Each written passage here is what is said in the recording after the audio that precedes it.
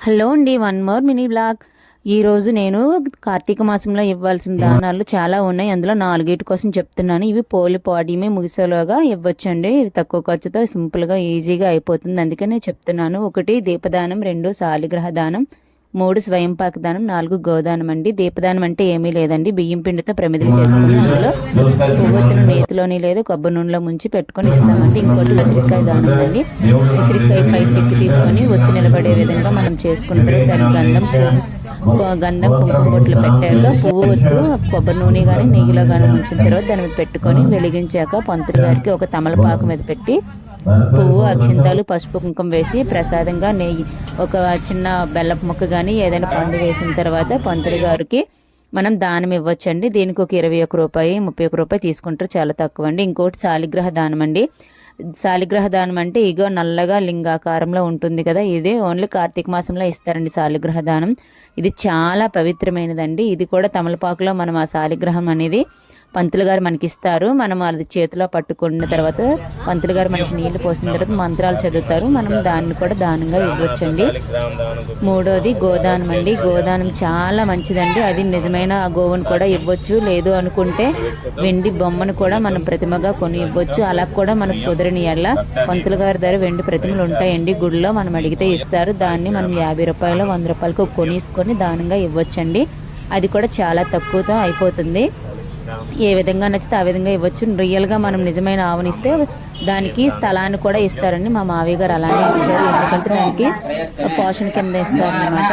అలా కుదరలేదు కనుక ఇప్పుడు మనం వెండిది లేదంటే ఈ విధంగా ఇచ్చుకుంటున్నామండి. గోదానం ఇస్తే ఏంటంటే మనం తెలిసి తెలియక పాపాలు ఏమైనా చేసి నరకానికి ప్రాప్తమైనట్లయితే అక్కడ మనకి అగ్గి కుంపట్లో ఈడ్స్తారంట. అప్పుడు అలాంటప్పుడు మనకి ఇప్పుడైతే గోవునిస్తామో ఆ గోవు అక్కడ ప్రత్యక్షమై తాకుతో మనల్ని తీసుకొని ఫాస్ట్గా వెళ్ళిపోతుందంట.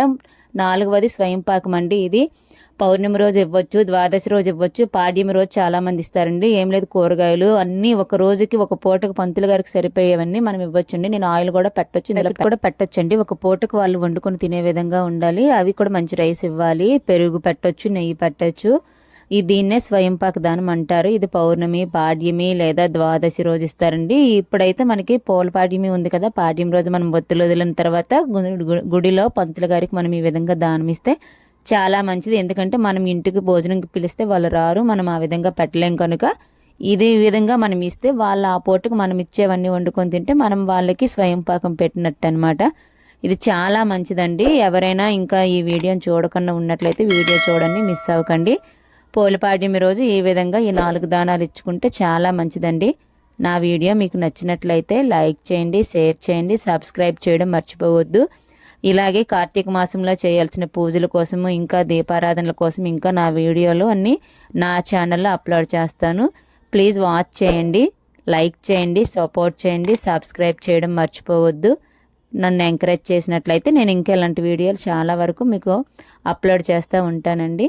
ఈ 4 దానాలు పాడ్యమి ముగిసేలాగా మీరందరూ కూడా తప్పనిసరిగా ఇచ్చుకోండి, చాలా మంచిది, తక్కువ ఖర్చుతో అవుతుందండి. ఇందులో తోటకూర, పెసరపప్పు మస్ట్ అండ్ షుడ్గా పెట్టండి. నేను వీడియో చేసినప్పటికీ తోటకూర నా దగ్గర లేదు, అందుకే నేను పెట్టలేదు. తోటకూర పెడితే ఏంటంటే మనకుండే ఏవైనా శని దోషాలు, గ్రహ దోషాలు ఉన్నట్లయితే తోటకూరతో పోతాయి. బెల్లం కూడా పెట్టండి, అది కూడా చాలా మంచిది. మన దగ్గర ఉన్న కూరగాయలు అన్నీ పెట్టుకోవడమేనండి. లైక్ చేయండి, షేర్ చేయండి ప్లీజ్.